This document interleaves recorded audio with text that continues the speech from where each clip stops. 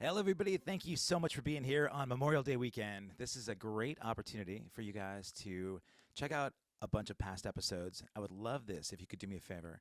The link below allows you access to 249 episodes of All Access Live prior to this one.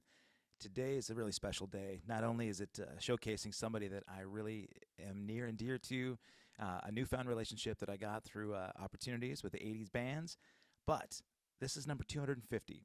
250 episodes that I've done since May of 2020. It's kind of a special milestone in the um, pandemic that struck sort of fear and a lot of dismay to a lot of performers around the world. And it also provided an opportunity for us to get connected. So thank you guys who have been here for the past 249 episodes. Do me a favor, if you're watching this on anything other than YouTube, go to the link below. Go to youtube.com/allaccesslive with Kevin Rankin. From there, you can subscribe. You can hit the bell to be notified about all upcoming guests, of which I have many fantastic guests. And you can also go back through and look at the other 249 episodes prior to this. These shows would not be made available if it weren't for my sponsors. Five Star Guitars is based in Beaverton, Oregon. They are a fantastic repository for guitars, lessons, repairs if you want repairs done. And since they're in Oregon, if you're outside the area, you can order these guitars and everything you see at the link below and pay no sales tax. So go to the link below, fiveStarGuitars.com/allaccesslive, and then enter the promo code of All Access 15. On top of the no sales tax, you're going to save 15% off everything you see. So thanks, Five Star Guitars. Also, I want to say thanks to Rhythm Traders, greatest drum shop on the West Coast. They've been around over 30 years.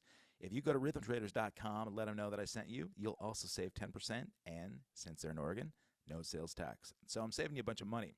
Finally, if you want to go out and get some vinyl, you want to be a DJ, or you want to track down classic vinyl from bands like Sugarhill Gang, then go to musicmillennium.com. Music Millennium has been around since the 70s. They have an amazing selection of vinyl, but they also have all the other stuff. You know, no NFTs or MP3s, but they do have CDs and even cassettes, believe it or not. So go to musicmillennium.com. Finally, if you want to support this show, hit Venmo. Just go to @KevyMetal and throw a bone. I'd appreciate it. That'll allow me to do production updates, like going to meet my next guest in person rather than doing this virtually. So, all the way from the East Coast, I've got somebody that you're here to see. You didn't come here to see and listen to me. You wanted to see Master G. What's up, brother? How you doing? Hey, brother. How you, Kevin? God, man, I'm so glad to see your face. I'm so I glad to see your face. The last time we were hanging, we were in the middle of the Caribbean, right? Yes, We were we just were. floating on the ocean. I'm going to Yes. take these off now because I was only doing this for you because I was going to try and get a little vibe going, but I can see that there's some glare in there. So now, and I want to see your beautiful face that much better. So, Thank you, uh, man. man, Thank you. listen, before we even get started, tell me about the painting behind your head. What's Oh going on? yeah. So, my animal, my animal that I call him like my personality Yeah, is a lion. Because I'm the yeah, king, yes, and you I'm are. kind of like the king of the jungle. No divide and conquer. Gotta maintain. So lion is my thing. So my beautiful wife gave me that, man. That from my wife Renata, God, and it's my alter ego. My yes, it the lion. is. Yes, yes, yes. So there it is. I know that about you, man. I know. And also, if people don't know, Master G pretty much puts anybody to shame when he walks into a room with his style, right? So I know that you mentioned this that everybody's got their own vibe, but tell me about the kicks that are right over your left shoulder there, man. Those are Okay. crazy. Yeah, yeah. So these are limited. These are limited edition Sugar Hill Gang. Oh, no way. Yeah, Look at those, man. Oh my yeah. God. They're Patrick Ewing's Oh, limited edition. They've only been worn one time. I wore them one time. And so, yeah, w- that's the deal with these. was this a special show that you wore that for? Yes, All it right. was. It was. Yeah. It was. It was a one time. Like when I got the shoe, I put it on. I wore it for the show, and then so far I just put. I keep it right here now Yeah. God, those on. Yeah. Man, I love those. So people can't go to Nike and get Sugarhill Gang They shoes. can they can go to I think it's like the Patrick Ewing. If you go to patrickewing.com, you can, Okay. because it's a special brand. Okay. You can get them all there. Yeah, I got you. All right. Right yeah, on, yeah, man. Wow. Well, yeah. I might have to do that. So the next time you see me, You have it. You got yours. I'll be drumming in some Patrick Ewing Sugarhill Gang kicks, Yes, man. yes, yes, Um, all right. So, man, yes. as I told you before, I'm not a typical interview style man. I love this conversational. The first time that you and I met, and I'll set the stage for this. Um, we were taking a bus from an artist hotel Right, to the '80s cruise. Right, we were right. heading out to Port Canaveral in Florida about 2 months ago, Hmm. and my beautiful girlfriend Kim and I are sitting next to this beautiful couple, and they've got swag, but they're in romance mode, right? So they look like they're off on honeymoon, and then I've got this guy next to me who he's slumped down in his chair, right? He's got his big over ears on, and this guy, I could tell, man, he oozes style too, and the dude's got a scepter. He's got this guy, and I remember just asking him a little bit about. Because I was crowding his space a little bit. I had more gear than needed to be there. I didn't have handlers like some of the big artists, right? So Yeah, I'm hoisting my own luggage, and I said, "Hey, man, I'm Kevin." He goes, "Hendo." I go, yeah. excuse me. and Right. and from that point forward, my welcoming and my introduction to the Sugar Hill Gang in person began. Yes. And what I loved the most, man, was that once we all struck up conversation, from that point forward, every time I saw you on the cruise, every time we could get within a few feet of each other, I felt like you were family, man. I mean, Question. No you question. and your bride, and you took Kim and I in, and there's something really special about the community. As it is, the '80s community is like that, right? I mean, people Right. feel like, all right, these are my people, right? These guys get me. But there was something really special about you guys, man, and I have a feeling that some of this came from the this journey that you've been on since 1979, and even Yeah, man. before, really, man. But um, I wanted to kind of set that up because everything that I've known about you and everything I've known about the Sugar Hill Gang was overcoming adversity, which is what we've had to do even the past couple of years. But a lot of musicians have had to just endure a pandemic. Right. You've had to endure lawsuits, the loss of members, man. You've had to endure management and labels taking advantage of you. And so the fact that not only are you out there doing it, but doing it like the king is incredible to Appreciate it. me, man. I Um, feel good about that. well, you've earned it, man. That's the thing, right? And so a lot Yeah. of artists that are coming up these days that feel like they want to get to the success quickly without understanding how it's earned is really Yeah. important. Yeah. And so I want to touch on a couple of those things, man. I want to kind of have you catch people up on Hmm. some of the history and from what I understand about the band, but also on that ship there was a Q&A session where somebody came in. It was really well moderated. Yeah, it was. Man, I think Linda Moskowitz is the person who did Yes. it. Yes. Yes. She had her history down, and Yes. obviously, man, she revered the Sugar Hill Gang. But the way that you fielded questions was like somebody I've never seen before, right? Because there was no bullshit, man. There was no you weren't Thank you, Kevin. you were not giving the sales pitch, right? You were giving people an education about what Yeah. happened so that they Yeah. could better respect what had happened. So I'm not Linda, man. I don't have her chops, buddy. But Come what? on, Kev. We No, good. well, we just got our own thing, man. But Yeah. Yeah. I loved it. I loved it. And Thank so you. I just want to ask if I understand a little bit, and just tell me a little bit about that audition process at the beginning, man. Sure. You were just a kid, right? But Yeah. you'd already been Master G. So you want to Yes. tell me about this audition, like how this all happened with you and Yeah. Hank? So And I started DJing in high school, okay, and then I got to rapping like in the ninth grade, and so I was doing parties in the little area, little Hackensack and Teaneck and Englewood, New Jersey, and so a friend of mine who I had done a party for, who also knew I was a rapper, walked up on a car in front of a pizza parlor. And he started talking to the people in the car, and I knew that the person in the car was Sylvia Robinson, Mickey and Sylvia, Pillow Talk. She produced the Moments. I knew who she was, but I had never or at least I didn't think I knew her directly.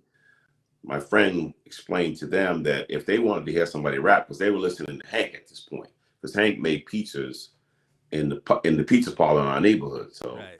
so my friend was like, "Listen, if you want to hear somebody rap, you need to listen to him." He's talking about me. Yeah. And so I got in the back of the car, and there's Sylvia Robinson. I'm like, "Wow, this is Sylvia," But I was, young, and I was full of piss and vinegar. Yeah. How old were you right then? I was 17. Yeah, Okay. I was All right. 17. So I jump in the back of the car. She's like, "Okay, let me hear you." They pop in the 8-track. This is how far we're going back. Yeah. And I just, I just went for it, man. And she fell in love with me. But see, we were under the impression it was going to be one person. Yeah. I thought it was. Can I ask before that? Yeah. She put in an 8-track. So did she give you a rhythm track or what was it? They had recorded some stuff off of the radio onto the 8-track. All right. And were you rapping lyrics that were already there, or were you just No, I was freestyling. Nice. Yeah, I was just Okay. freestyling. Right. Because you have raps in your head from parties, raps that you had written, things that it was like very spontaneous. It's like doing a solo. It's like it just comes to you. So rap lyrics and rap come to me the same way. So that's what she said. She wanted to hear me because she was looking for one person to do this record. And so, at the end of that whole situation, we all kind of went up to her house, and Mike came along, and he was kind of just hanging out in the background. And again, we're in the library of her home, and we're going back and forth because I'm thinking I'm in competition with Hank, the guy that made pizza from the Bronx, to do this thing. She says, well, at the end of the night, she says, well, I'm going to go off to bed. Don't worry. I can't, there was no decision. And before that happened, Mike was like, well, Miss Rob, I know you heard me on the tape, but I had a cold that day. Would you mind listening to me again? And she was like, okay, but it was late too. It was like 1 a.m. or whatever. He started rocking. He just started talking about everything going on, and he got himself all worked up and had a light asthma attack, and yeah. So she said 3 was her favorite number, and that she wasn't going to choose between the 3 of us. She put the 3 of us together, and that's how we were discovered. You mentioned it would be in competition. So when you went up there to Sylvia's place, was Hank still in the car when you had to do your audition? Well, no, he rode up because he had his own car. Because you have to understand, Mike and Hank both are 5 years older than I am. Right. Okay. So I was young, and like I said, my parents had split up by that time, and I was just a young guy in my town trying to make a little money, because that's what I really started DJing for, to make extra money. And so I didn't have a car, but Hank, he used to drive his car from New York to Jersey, so he drove up on his own. So yeah. I was picturing you doing your audition with Hank still in his apron in the car. Yeah. Arms. Was he really? What, like yeah, he was. Yeah. Just thinking, who is this punk, man? Right. Like, and I don't know if he knew me, because I used to go in the pizza parlor, of course, and eat pizza, but I had never directly spoke to him. Okay. I just knew who he was, so I don't think he even knew who I was at the time. And did you guys feel kind of like this animosity? Like, man, who are these other guys like trying to steal my gig? No, I mean, I never really even looked at it. I was just talking to somebody about this the other day. I've always been a one-on-one kind of person. Like I wrestled in high school and all that kind of thing, so I was used to head-to-head competition. Yeah. You know what I mean? So for me, it was like, they want to see me do my thing. I'm doing my thing. I really don't care what his thoughts are. I don't know what his thoughts were towards me, but my thought was she wanted to hear what I had to do as far as I was concerned. I was confident, and so I did it. Yeah. Like, we didn't really talk about this. Are you a football fan? Or maybe we did. Are you? I'm a Giants fan. Yes. Yeah. I am a Giants. Just because it's sort of like, first, second, third string quarterbacks, right? In like training camp, and maybe there's a veteran, but in your case, you got 3 rookies coming in, all vying for that quarterback spot. And, right. And maybe it's competitive, but at the end of the day, you just got to do what you do, right? So, and you've always been a Lion, right? So that's it. Yeah. I love it, man. Yeah. So she said, all right, I'm going to sleep on this, but it's as far as she felt, man, you can't make a decision. I need 3 of you guys. Yeah.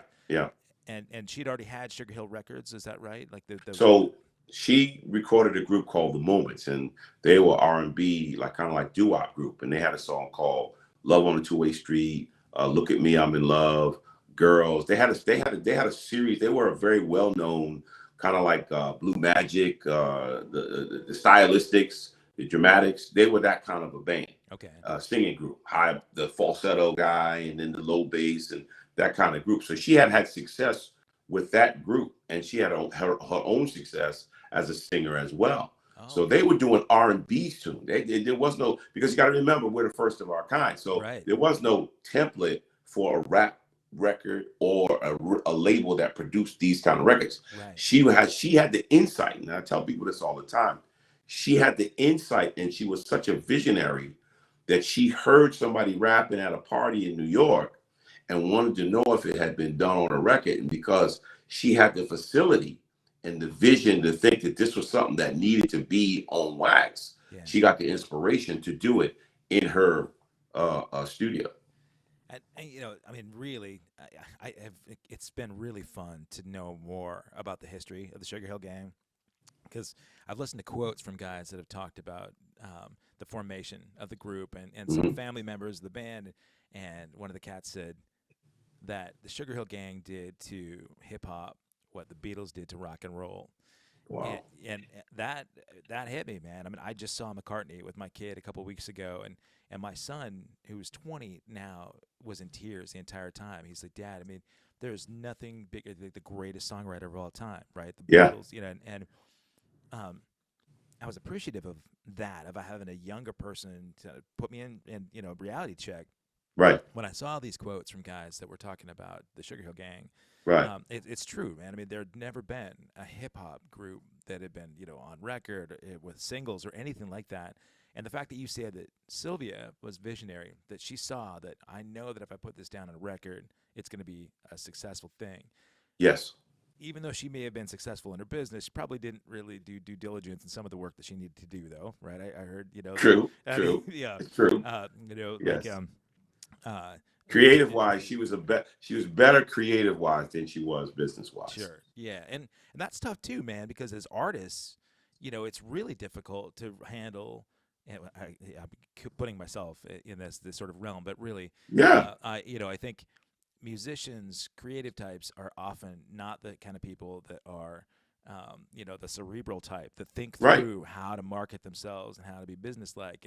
And so, and there's stuff that's borrowed all the time too, Yes. to this day, man, whether it be, you know, visual arts or, you know, like musical. And so the fact that, you know, she had this wicked riff, you know, that like Chic's Good Times is out there and Hmm. it's already been Hmm. a hit. Hmm. Thank you, Eddie Martinez on guitar for Hmm. being with Nile Rodgers. Eddie's a dear friend of mine, man, and he had great things to say about, you know, the Chic days. I'm Hmm. sure for them, they're experiencing their own success when Good Times is out, and then Sylvia knows, oh man, I love this bass riff that's going down here. Hmm. I hear this vision. She brings in these three guys that confront this thing to be magical frontmen. I'm sure you, 17-year-old, you know, Master G, as like, yeah, man, I'll rap over whatever, right? Like, and you figure they're the business guys; they're taking care of it all, right? So, Well, let me give you the real deal. So during that time, we're talking about yeah, the summer of '79. As a DJ, because I was DJing as well as rapping, so I was very in tune with what the people at the parties were dancing to. okay, So Good Times was the dance of, it was the dance song of that time. So she actually reached out to another DJ and asked the DJ what was the popular song. And he oh, suggested Good Times to her. And gotcha, because what we did, the reason why you have two of the same record is so if, if let's say it's a 4 bar break in a song and the beat is just crazy, you can extend that 4 bars to be 16 bars. You can do whatever you want to do with it. So the DJ would get that piece of music and he'd keep on mixing it back and forth so it would be longer, so the vocals wouldn't be on there. And gotcha. then you could rap in that space. So that's why she recorded it like it was being cut by a Gotcha. DJ. That's why there's no vocals on it. It's still the bass line, Yeah. but it's set up for rappers. Gotcha. Yeah. Well, and guys that are now like new hip hop artists and new beat makers, right? They're Hmm. making money just selling the beats, right? So that Hmm. they can supply this. My son Caleb is a Yeah, hip hop artist, right? And yeah, he's got a trio, but he's got guys in the group that are really more responsible for creating beats. yeah, And when I'm as a drummer, man, I think of beats as like what the funky drummer would be doing, right? Play some right, James Brown. right. But a lot of these guys, really that's the melody behind it, that behind the lyric, everything that's sort of the sort of foundation behind the lyric. When she brought you that, did she? Because this is the crazy thing. One of the things I heard about was that you guys did your parts in one take, Yes, in Rapper's Delight, right? I mean, like, yes, because we've all been to a party, and I would say we all. You've been to way too many of these, man. But we've all been to a party where somebody says, "Yeah, I can do all 15 minutes of Rapper's Delight," and these guys yeah. have spent months in front of a mirror learning those lyrics, and in their basement when they could have been out being productive. But no, it's awesome, man. It's forever. But you guys just show up, and each guy just did one performance, and they recorded their one take, and that was it. Yeah, well, the thing about it is, we were so used to rapping in front of people. Yeah, It was natural to be at a party and rap all night. The party started at 8 and ended at 12, which is, you got to remember, I was 15, 16 years old doing parties. So the party would start at 8 and end around 12, 1 o'clock. All night long, I'm rapping, yeah, in and out of the songs and what have you. So same thing with Mike, so by the time we were in the studio situation, it was really just us doing the same thing we did at the party, but now somebody was recording it. yeah, That's really the only difference. And we had decided, because Mike was going to say, what you hear is not a test. And that was a good way to, just, start the record. And then Hank had a really, rip you up, get you going voice. yeah, And then they wanted me to kind of bring it in, bring in the rear, I guess, be the pinch hitter or whatever. yeah. The pitch hitter, I like that. We kind of, so there's a thing called a pass. A rapper does a pass. So 1, 2, 3, 4, tell me one to Mike, what are you waiting for? That's Mike's cue. So if I say to you, Kevin, my man, it's going down, to let the people hear you from town to town. That's me letting you know it's your cue to get on the mic and start rapping. So that's what we did. So Mike did his, he passed it to Hank, Hank passed it to me. When I finished, the music kept going and nobody in the control room was saying anything. So I said, okay, this must mean we got to keep going. So I passed it back to Mike. Mike passed it to Hank. Hank passed it to me. We kept going. Same thing. I passed it back to Mike. Mike passed it to Hank. Hank passed it to me. And then the music stopped and we just kept going. The reason why the record's so long, first of all, that's how much the musicians recorded. That's how much music they had recorded. And the second thing is nobody told us to stop. So we just kept going. So if the music was an hour long, we would have kept on going. Oh my god. Because we were so used to that. I mean, I was used to being in a party rapping, in and out for an hour. So it wouldn't have been unusual. But the music stopped, so we stopped. And that's the only reason why we even stopped. And the reason why we did it one way, the reason why it was a one-take situation is because, we were just doing what we normally did. That man, was there any this is always something that fascinates me when I listen to hip hop guys freestyle, and you listen to the guys that can do it really, really well, Mm-hmm. and they'll go, it's competitive in a way, right? You see Mm-hmm. like the guys that are Yeah. throwing down, but have you seen guys just bomb, just completely tank it, brain fart, and all of a sudden everything's gone, and or is it so well sort of constructed in your head, man, that there's just if you're good, there's no way you're gonna cave. Pretty much from my experience and from what I know, if you have the basic fundamentals of rhyming words Yeah. and you understand how to stay in rhythm and you can think really well on your feet, if you will, you can pretty much, now you might not outdo somebody, Yeah. but you're not going to just get, stale, dead in the water. Right. You'll say something, from my personal thoughts. I mean, it's like me just talking to you right now. Yeah. I mean, I didn't have that pass prepared. But Sure. because I know how to rap, I was able to come up with that line. I mean, that's a true rapper is able to do that. It's like, again, it's like being a drummer. It's like being a guitar player. It's like, oh, you play guitar? Cool. Well, here's a guitar. Yeah. You know what I mean? That kind of thing. Improv is a huge thing. You know, if you look at jazz, right? I mean, the jazz guys, and they would contest that a lot of rock guys have no chops because they don't have any sense of improvisation. But doing the freestyle for sure, I mean, that is full on improv. Even if you have, because the jazz players, they've got fundamental things, right? They've Yeah, learned their absolutely, their scales, and they've learned like the different absolutely. components that work. But for you, you talked about having the general sense of rhyming and being able to think in your feet. I mean, it's improv all the way. I mean, comedians, stand up Same improv thing. guys. Same Uh, thing. who's the greatest freestyle rapper ever? Wow, that's a great question. Um, I I really enjoy. Uh, I enjoy Biggie. Honestly, Yeah, I didn't have the pleasure of knowing him personally. To hear his work, I personally, you in freestyle, he's probably one of the best to do it because he's so educated with his language and phrasing yeah. that his impromptu, just let it happen. You know, I, just from perspective, freestyle, I think he'd be crazy. I think that's Nice. Yeah, I mean, and it is opinion for sure. I want to mention too, geez, like your internet is dropping out just a hair, and so I didn't want to pay any disrespect to the legacy of Biggie right there, but the fact that you mentioned that he was educated, very well versed in the English language, and I don't know a lot about Biggie's growing up story, but I right. think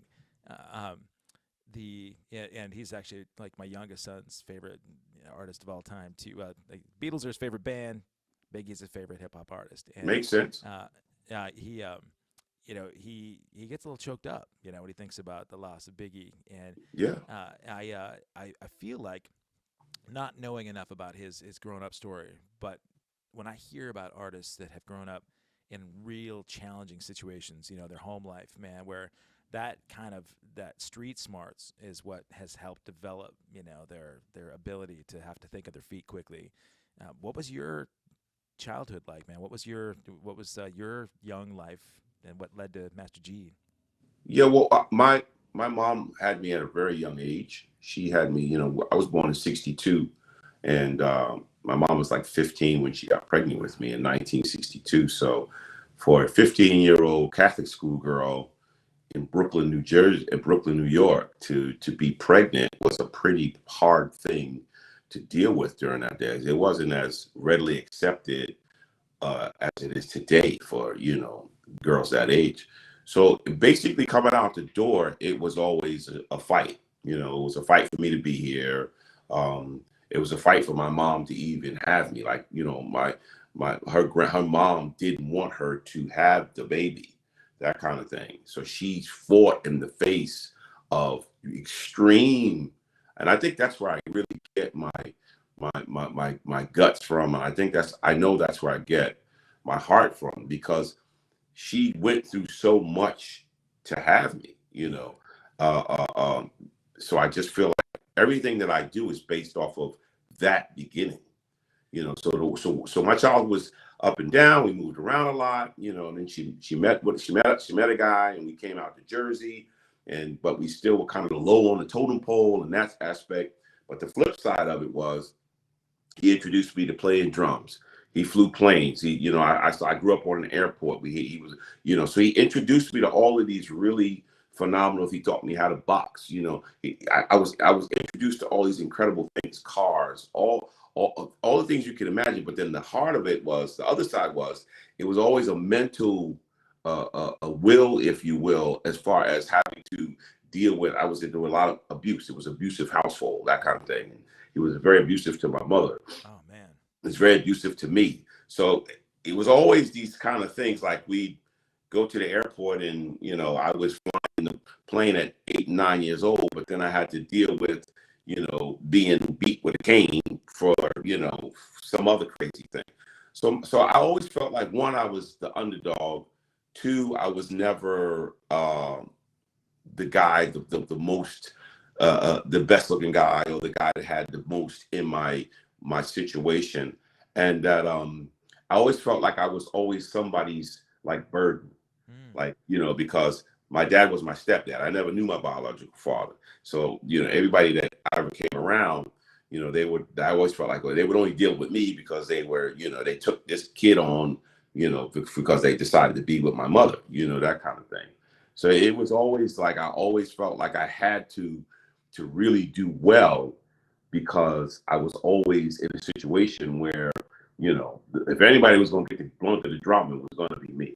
So it was that kind of thing.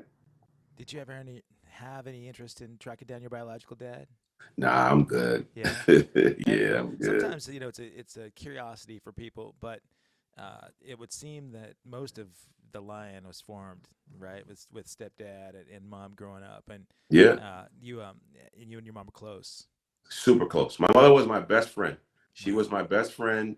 She gave me the foundation. Everybody talk about like how my dress, my way of dressing. Yeah. My mother actually did that as a kid. Really. Even if we didn't have, if I didn't have all the clothes in the world, she always showed me how to kind of, deal with color and, make sure it was neat. And, she gave me that sense of wanting to dress. So I had a young, at a young age, I really got into looking good and fashionable. And every time I could make something happen or, make myself look good. And then I started putting together, outfits and that kind of thing. And then she taught me how to, treat women and, all these different things. So she was very inspirational in my development as Guy O'Brien and then eventually, Master G. Who gave you the Master G moniker? That's a good name. That's a good question. So my great grandmother, my mother's grandmother, would send me letters. She was from Hartford, Connecticut. And that's why I tell people all the time. My mother was from like New York North. We didn't really have a Southern kind of thing like a lot of people. So I didn't really know about the South until I started traveling. So when my great grandmother would send me a letter, she would title it, because when you're a young man, you're a master. When you're a grown man, you're a mister. Gotcha. So she would send me Master Guy Anthony O'Brien. And I used to like, when the mail came, it had Master Guy Anthony O'Brien on it. And I was also caught up again, being a lion and the king. I was really connected to like King Arthur, the Round Table, Camelot. I was always caught up in like the medieval situation and going off to fight the Crusades and the whole nine yards. So when I started looking for a name to call myself, I wanted to give myself a name that was going to be different, because that was my own thing too. I knew at a young age that I was different, and I kind of embraced the fact that I was different. So everything that I've always done is always I want to be stand out. So Yeah. everybody else is doing, MCD and MCC or whatever the case may be, and I was like, nah, I'm gonna call myself Master, and then take the first initial of my first name, Guy, put two E's behind it, because that was what everybody was doing, and Master G, and it rhymed. So it rhymed really well. It went well in a rhyme, and it was different from everybody else's. So that's how I came up with it. It's funny that at that early age, most teenagers want to do everything they can to be exactly like everybody else, right? I Yeah, mean, right. they're so petrified to be unique and different, especially in the case where you talked about, your stepdad, being Yeah, pretty rough, and if there's an yeah, abusive household, the last thing you want to do is kind of make waves in a place like that, right? Because right. if you stand out, you're more likely to get a whipping, right? So, Yeah, pretty much. but But but outside though, this is where yeah, guy becomes who you develop this identity that yeah, I mean that story has been told a little bit in hip hop. I mean, like Eminem's 8 Mile is kind of like that too, yeah, right? Where and I think it's a beautiful thing to be able to see some of the positive that can come out of the adversity. I yeah. talk to people on this show a lot that um, first of all, that we've all had struggles, man, and right now, the last couple of years have been so tough for everybody. There's not one person on the planet that's not been No, affected by the pandemic. right. I was really grateful to get to go travel. When we went back on tour, and we were in Europe a month ago, it was really cool that most of the places I was stopping, you guys were there a month after we were, man. I was seeing your signs right up there, and I was Yeah, you have no idea how happy that made me, because I felt like we were still on the boat together, kind of like we are Yeah. still in the same circuit of being out there. And man, when I saw you on the cruise, there was a transformative thing. Like people go to these 80s cruises and it's part of this culture, right? They dress up in the 80s stuff and it's Right. about, wearing what they wore in the 80s and listening to what Right. they listened to, eating and drinking what they did in the 80s. But you know what, man, when they go to the shows that, because there were so many artists, man. It was Yeah. really cool because it was a really diverse mix of artists on that cruise, which Yes. I really dug, man. I mean, everything from glossy, hairband stuff to, to synthy new wave stuff to hip hop and living color, Living color. combine it all, man, right? So, um, but the second performance that you guys did in that big room. Yeah. I remember watching because I was watching you up close before, but I was watching from the side and watching how you interacted with people, and it was like a revival, man. I mean, and I'm telling you, you did something. There was a weird thing where the energy in the room changed because they didn't know how to deal with you. They had just come from watching whatever, a flock of Yeah. seagulls, and then they Right. come in and they see this guy that's like, first of all, you are not leaving this room without having the best time of your life. And you're going to leave this room feeling loved and heard and respected. And you came down on the floor face to face with these people. So it was not like stage to, audience kind of thing, but you were a man of the people and you were out there rapping from your heart, man. You were freestyling. Oh my God, you had to do a ton of freestyle. I forgot about this. Yeah, that's the first show. You talking about the The first show? first show because there was something going on Yeah. with the PA. I forgot about Yeah. that. Yeah, man. Yeah. So they Yeah. couldn't get the PA working, and so Right. you just vamped for like 20 minutes by Yeah. yourself. Oh Yes. my God. All Yeah. right. Yeah. Tell me about that, man, because there is no fear in this Okay. man. First, let me turn this light on so you can Thank you, get buddy. a better view. Hold on. And while you do that, hey, I'm going to tell everybody real quick. If you guys are chatting in the chat room right now, the streaming platform we're using is not functioning well, so I'm not seeing your chats. So I apologize if you got questions and stuff for Guy right now. I do apologize. There's a little connection issue, but I'll make sure that I try and represent you guys well. And also, if you get here late, you can also go back to accesskevin.com at the end of this episode. I'll have this there and everything you ever wanted to know about Master G and the Sugarhill Gang. And really, we're going to get into some really, I think, some profound stuff about what it takes to be a good human these days. So, all right. So now. Okay. So this is the setup. So right. I'm ready to rock. Like you said, this is my thing. For me, the greatest joy of being Master G is to be in front of an audience, or to be in a sound stage, to be on a movie set, to do the art. The work is the gift. The work is the joy for me. Okay. I'm not the most, celebrity kind of person. You know what I mean? I don't live in an area where, whoop de woo. So for me, the whole essence, the reason why I came on the cruise, the reason why we were just in Cabo San Lucas, the reason why I go to these places, because I want to get on the stage and I want to rock and I want to get down. Yeah. So I'm ready. I'm into it. The long and short of it is, we go, the thing happens, and all of a sudden, it's like I hear it in the back, right? I hear it go out. So because like you talked about, man, I'm the quarterback of my team, So I kind of look back and I know the signal just by looking at the DJ that something's wrong. Yeah. So I know that something's wrong. I get it. And so I'm thinking, okay, I'll just kick it and, interact with the crowd for a second and it'll go back. Time is ticking. And now it's going to the point where I start seeing one guy come out on the stage. Yeah. Then I see another tech come out on the stage.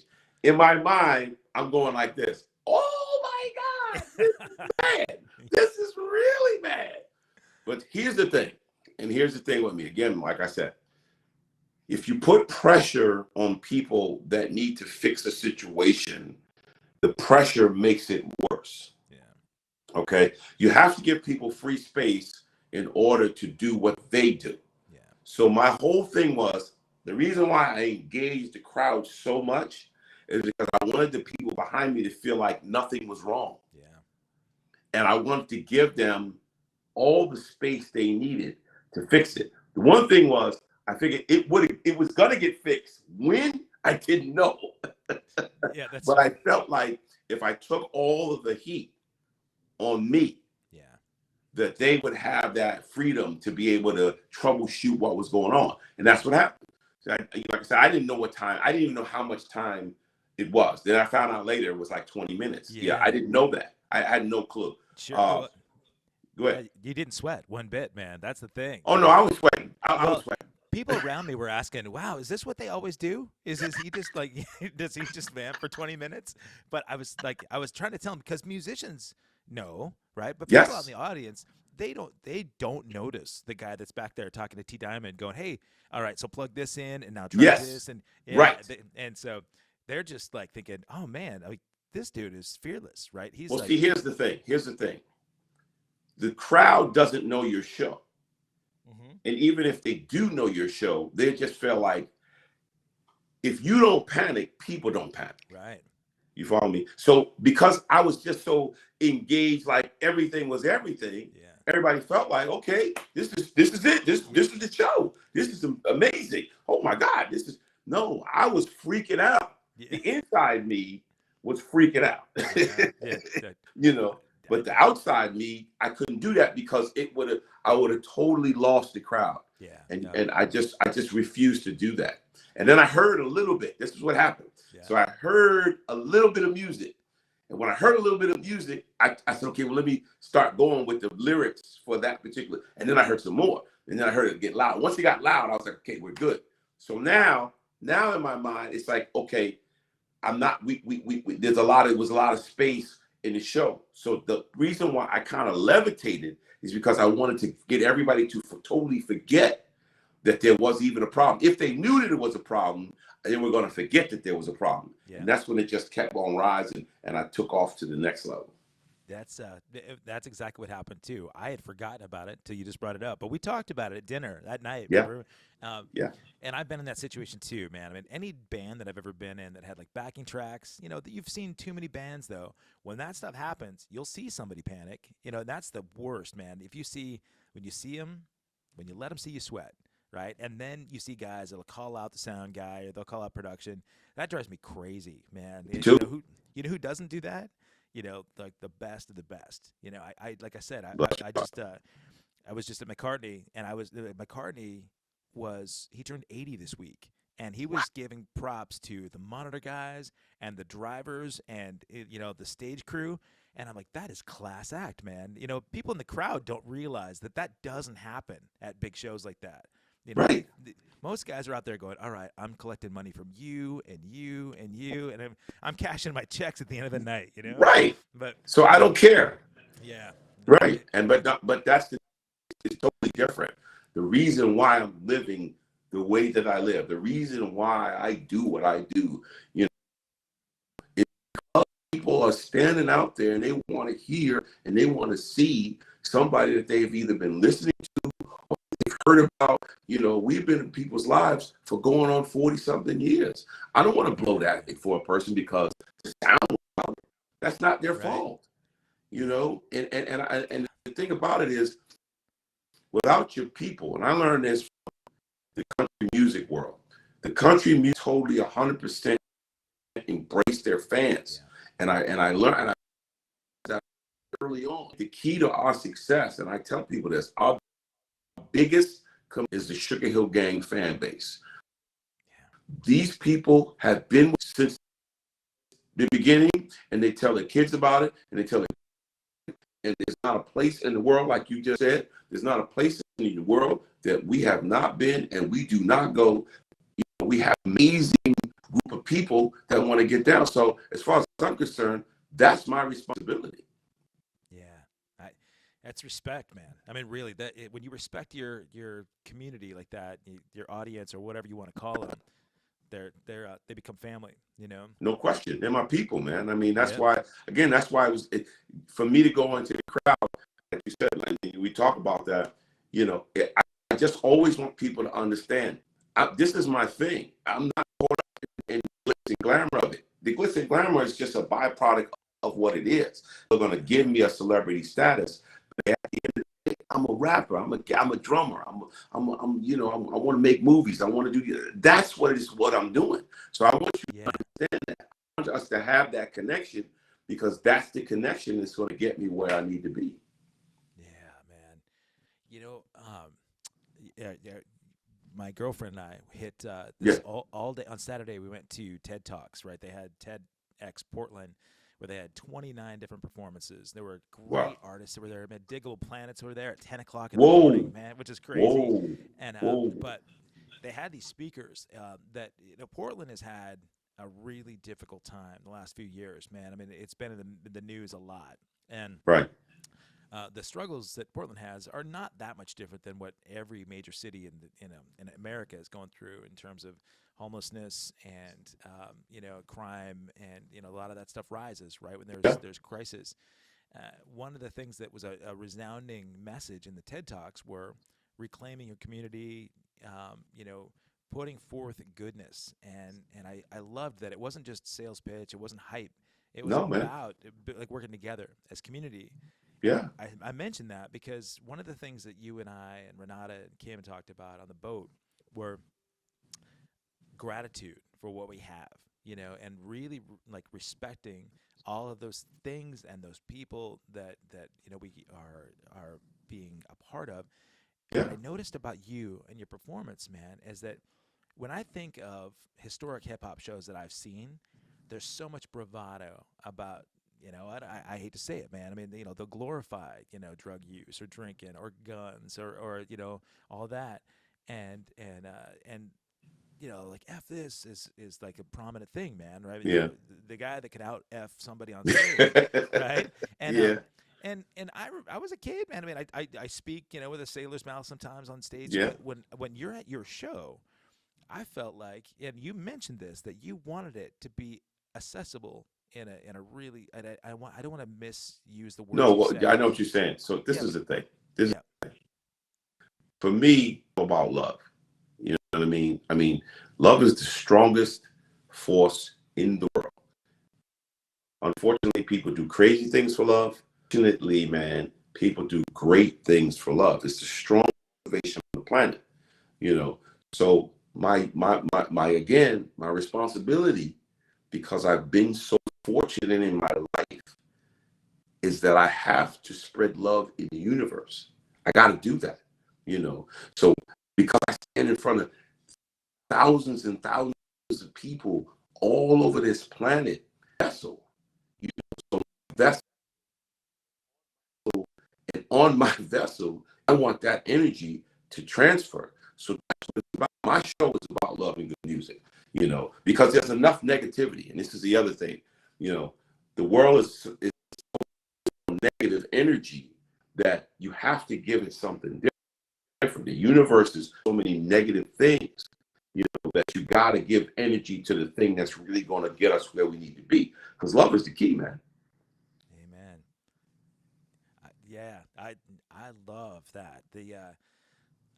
The message that you could have there after going through the stuff that you did, I mean, really, one of my favorite things to talk. I've said this a bunch of times, man. One of my favorite sayings on the planet. Jim Carrey, the comedian, had said this to a bunch of marketing students in a commencement speech, and he said, he's telling these kids who are going out to learn how to make money, marketing, right? And he said, the effect you have on others is the greatest form of currency there is.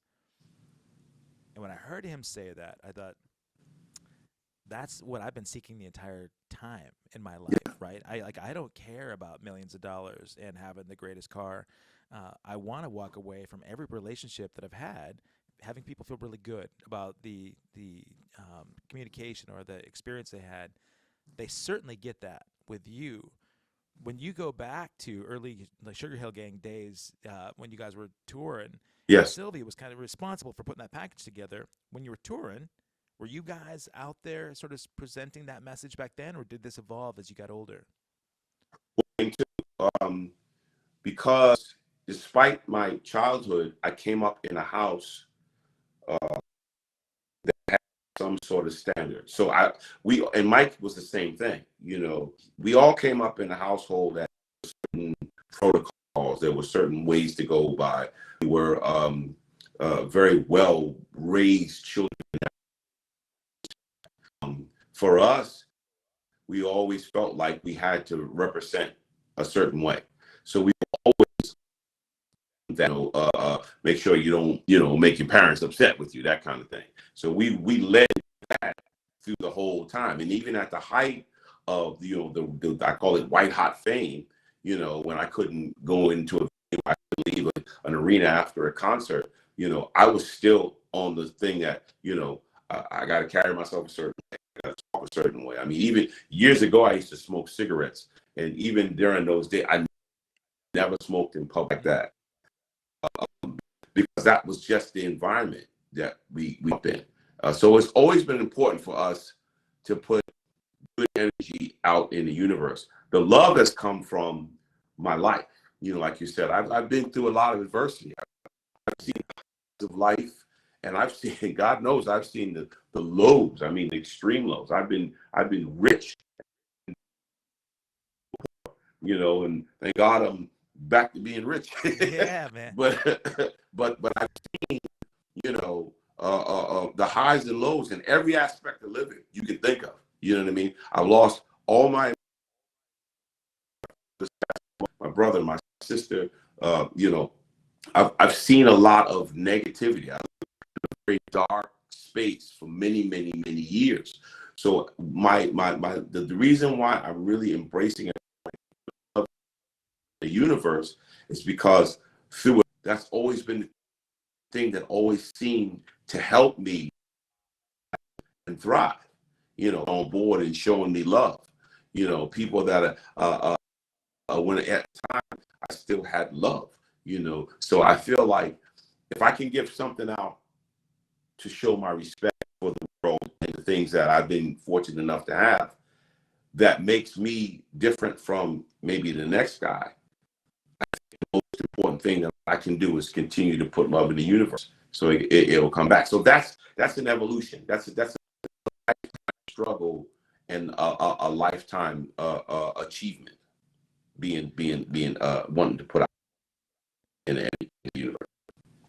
Man, I mean that does tie into a lot of conversations I have about legacy. That I've asked folks on the show when they look back at their life, and the evolution that they've had, and they think about the effect they've had on others. I mean, is there a legacy that you would want? Because I know that there's a Guy O'Brien Jr. in Yes, it is. your household, right? So Yes, yeah, my baby. When Mini-Me, is able to look at his dad's life, way down the road, many, many years from now, what is it that you would want him to remember you for? That I was a good man. I did my thing. That I embraced the art and of performing, of writing, of recording, of filming. That I was into the aspect of it, creatively and business wise. I want my son, because I have 2 sons and a daughter.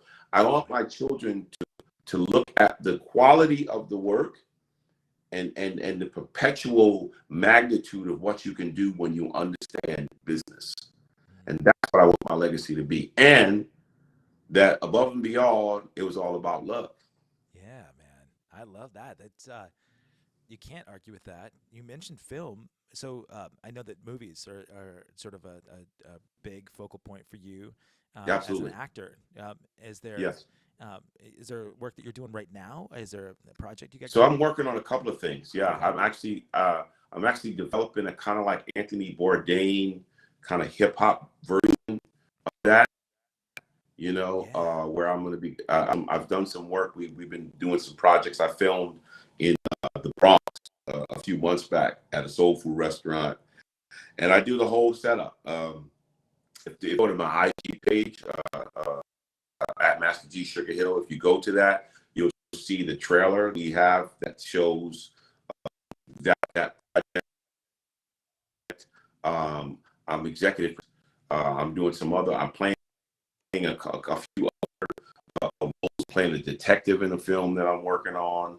And then I just did some Sugar Hill stuff. He is doing a 10-part docu-series. It's called Hip Hop Treasures. Just in Jersey, I just finished filming that with Leland Robin.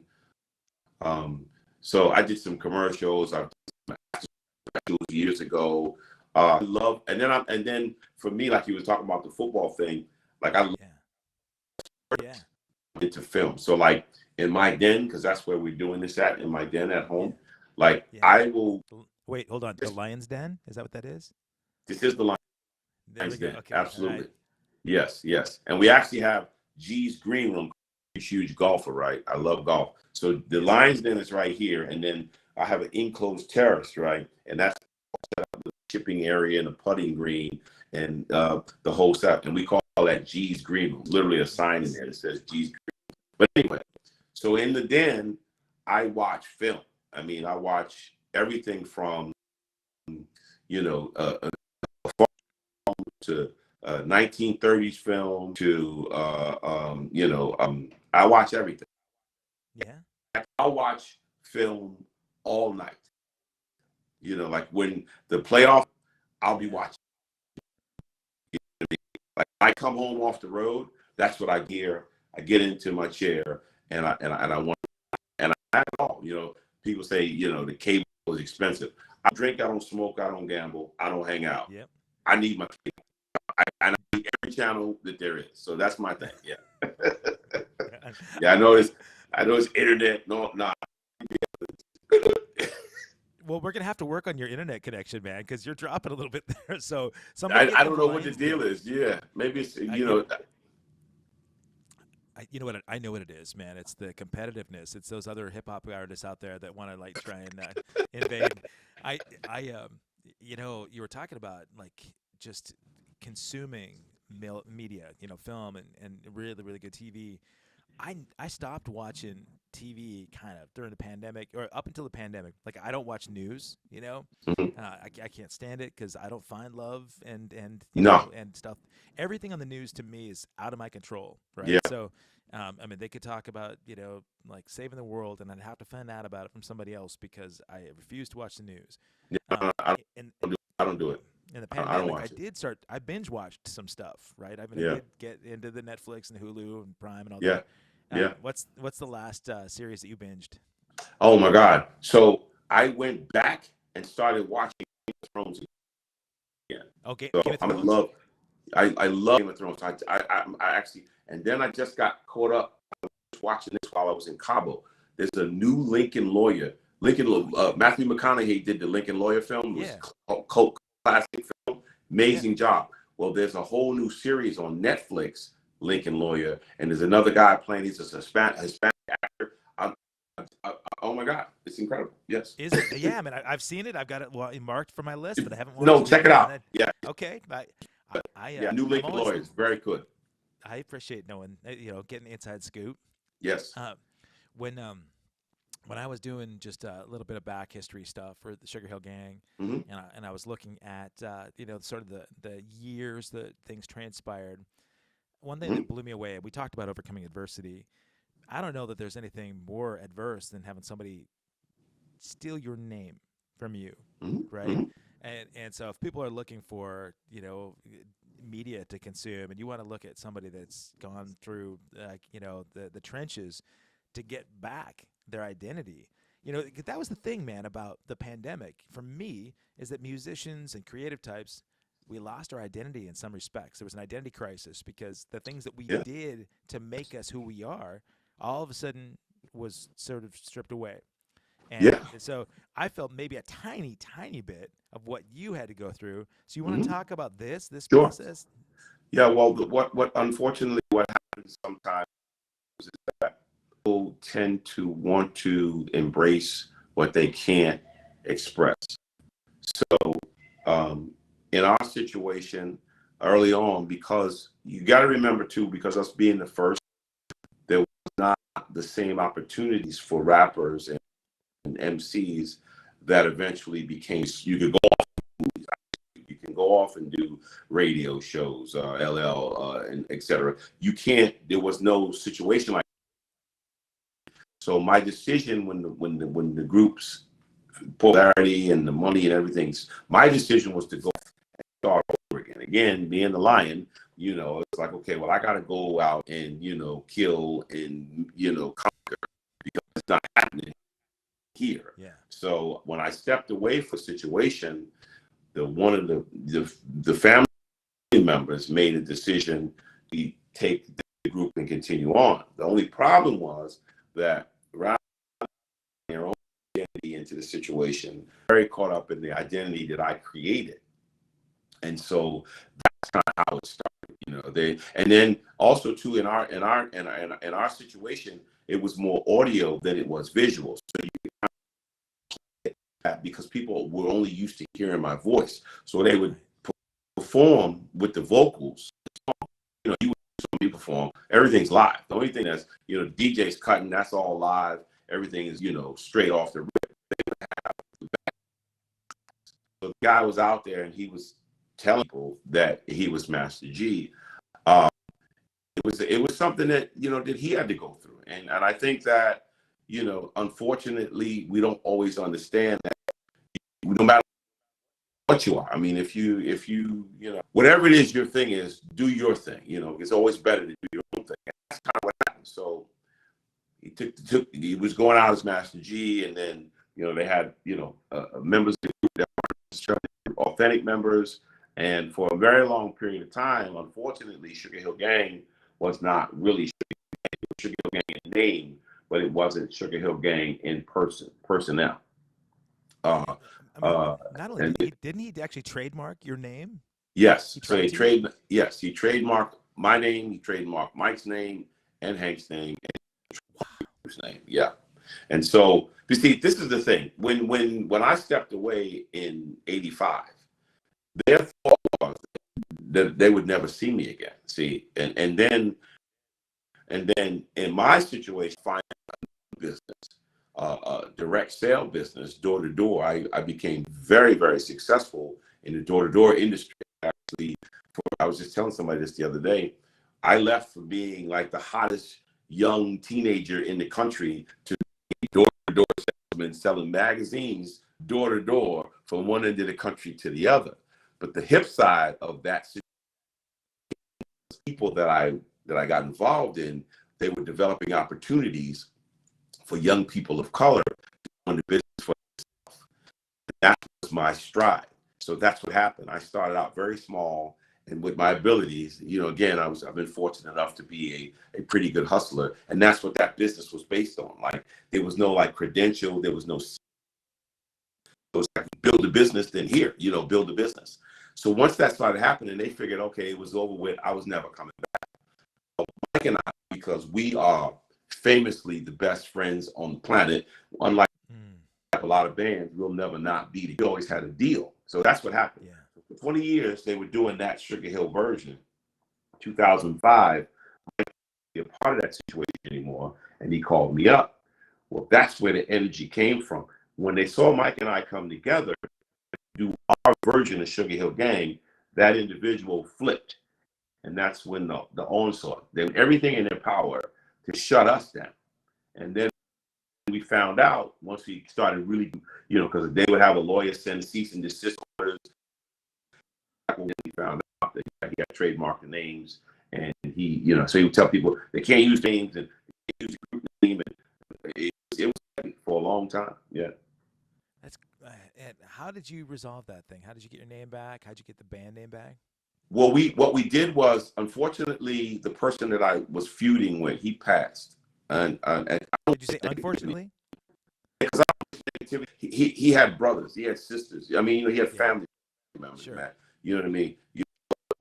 I know what it's like to lose a family. I lost my brother. I lost my sister. I know what that feels like. And so did I like as a person? Not necessarily, but at the end of the day, it's not. I don't wish bad on anybody. So that's why I say, unfortunately, he passed. But the thing about it was his brother, who I knew, he took over the estate, and we were always very cool. And based on people around us, we came to a really cool agreement, and things are great. And and he's Leland Robinson. That's the person speaking of. Leland Robinson and I, we actually just filmed that Hip Hop Treasure series together, and we've been doing business famously, and we did on situation with the music and Warner Brothers and that kind of thing. So, that's what happened. It's got to the point where people started realizing that we were tearing the brand down. Yeah. And see, that's the other thing. Sugarhill Gang is brand. It's a force of nature. And that force wasn't being properly handled, which was a sense for Leland and I to come together. We're stronger together than we are apart. Yes, sir. Man, I mean, there's a lot that people could learn just from those messages. I mentioned how the media, kind of tears people apart. And right now, the country is really struggling with a lot of that. And politically, I would hope that a lot of camps from all sides could listen to what you just said right there. Yeah, man. There's a lot of great change that could happen from people just being willing to have a conversation and seeing the parts where there are commonalities and not the differences, right? You'd be amazed, and this is a thing. Tell me 5 things you like about a person. I already you don't like about it. Tell me 5 things you like about that person. And a lot of times, and here's the deal too. When you're dealing with somebody, this is just my thought. When you're dealing with somebody that you got drama with, try to get with that person when there's nobody else around. Just you and that person.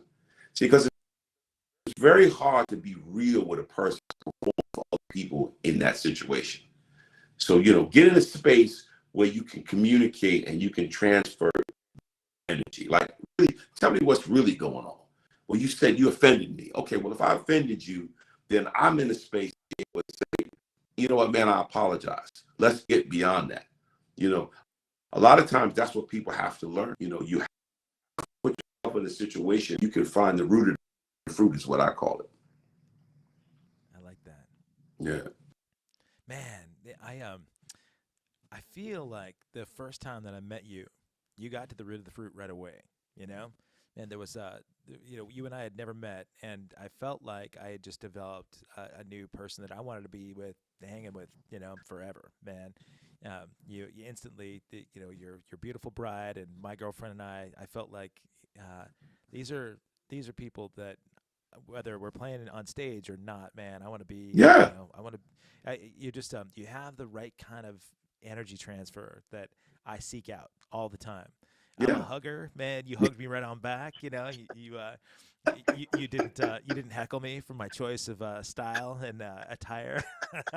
Yeah. Hey, man, is everybody's reality is different? Yeah, well, drummer from Cameo gave me like some great dance lessons too. So I felt like I gained style and substance in about 20 minutes right there. There you go. See, musically, man, I just I'm glad that you talked about the film projects. Musically, what's happening? You guys just did a bunch of shows over in Europe, right? No, we're getting ready to. Yeah. We're getting ready. Yeah, 17th to the 25th, we're going to be over there in England. We're going to be in England first, and then various other places. We've been all across the United States, Minneapolis, Las Vegas, California, New York. I just came, like I said, I was in Cabo just for a week. I'm putting this to my credit. I just shared the stage with Offset and Cardi B in Cabo. Yes, yeah. We were down there doing an event, and so that was my first time. That's my new thing. So I'm trying to be with the young people. You know what I mean? Well, they better have been tweeting about, oh my God, I just shared the stage with Master G.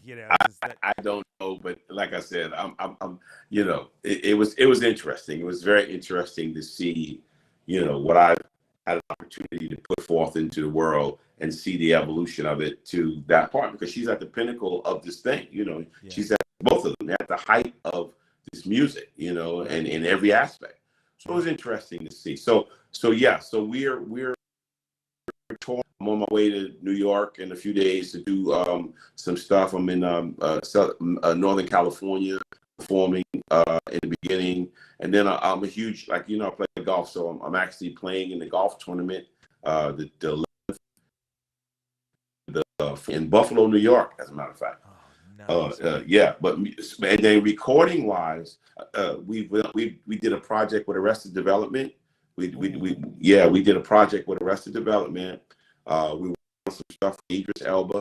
We got some stuff going on with him. Wow. My people, as we speak right now, are working to put together a whole deal, new deal, for like to do a whole new project. We're gonna redo some of the old stuff and then do stuff, and we're gonna deal with a label and go that whole 9 yards.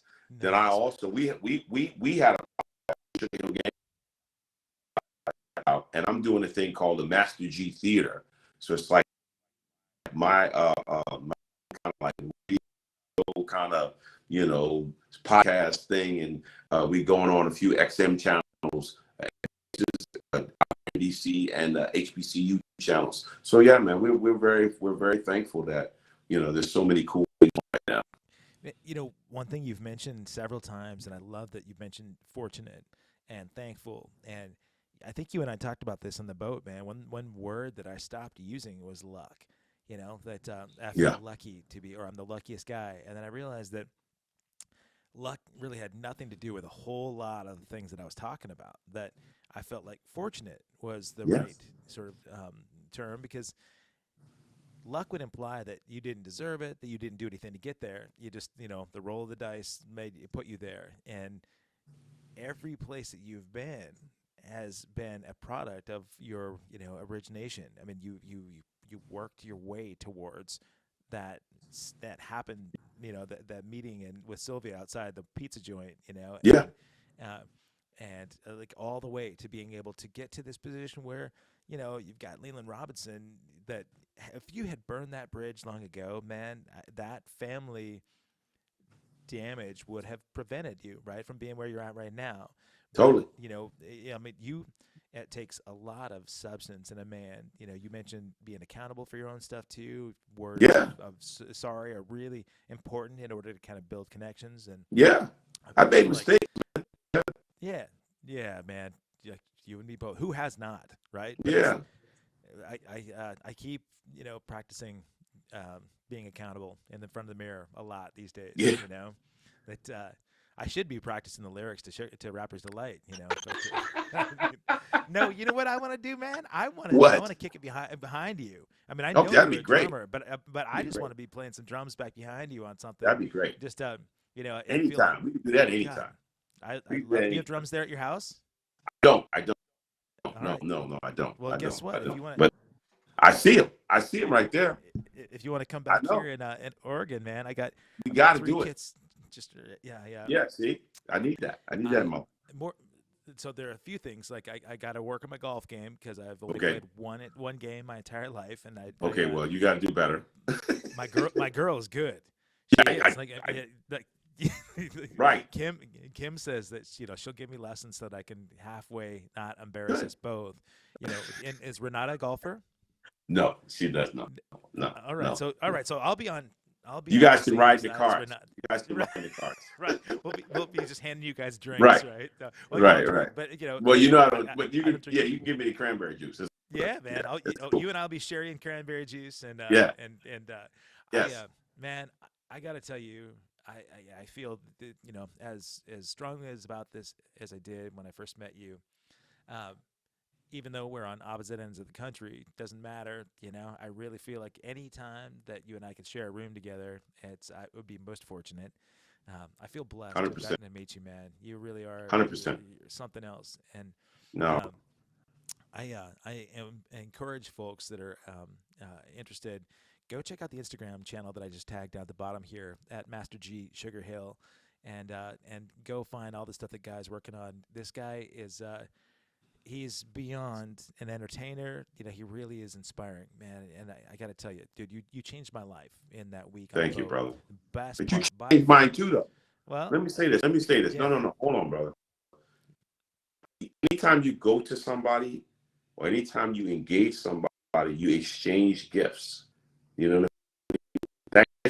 I might have needed that hug. You follow what I'm saying? You don't know what was going on at the moment that you gave me that hug. You might need philosophy. It happens. You either bring from somebody or you get And that's every experience, bad or so. That's what happened, man. You did as much for me as I did for you.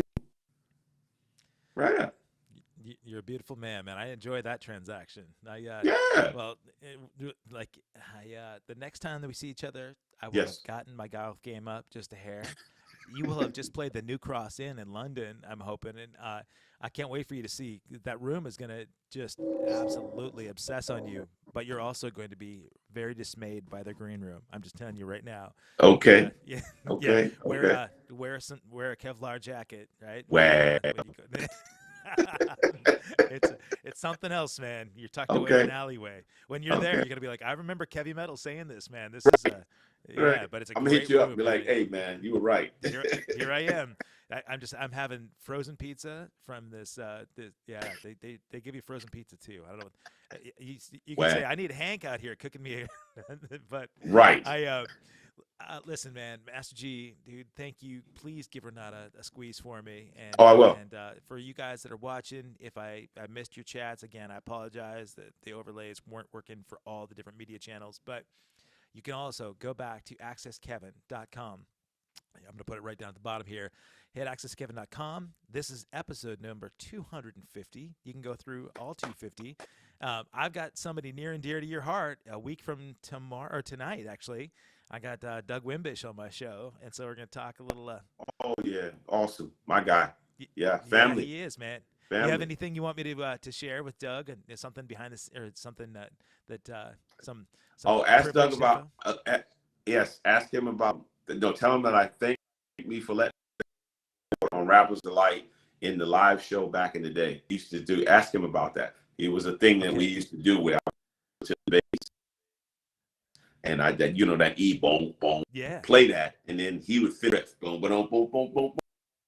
And we used to do that in the live show. I've always been trying to do more than what I had. So let me play that E chord. That's what lions do, man. I love it. I'll tell him for sure. All right. I was so surprised, man, because I just knew Doug from the Living Color days. I had no idea about his rich history, in the scene, man. Yeah, he's part of my pedigree. Oh yeah. You guys are you're kindred spirits too, man. I watched your interaction together, but getting to know him on the boat too, man. He's a class act as well. So Total. I'll tell him you said hey, and dude, okay. I love you. Thanks again, folks, for watching. Love you too. I will be back here on Tuesday with John Thayer and Nicole DaCosta. So, Master G, thanks again, and folks, yes, brother. Be good to each other, folks. Give each other hugs and love and respect. Yes.